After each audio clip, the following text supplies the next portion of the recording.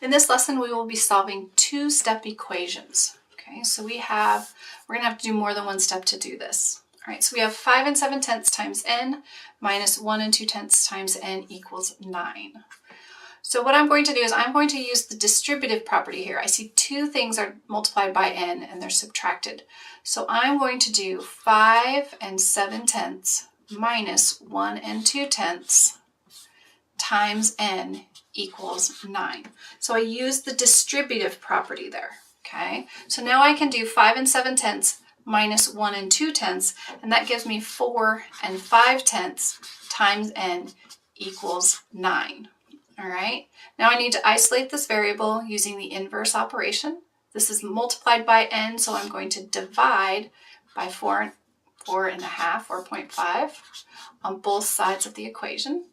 This cancels out, and I have n over here. 9 divided by 4 and a half equals 2. And if you wanted to check this answer to see if you were correct, all you would have to do is substitute 2 back in for n and solve and see if it comes out to be 9. If it does, you're right. If not, you want to check your answer.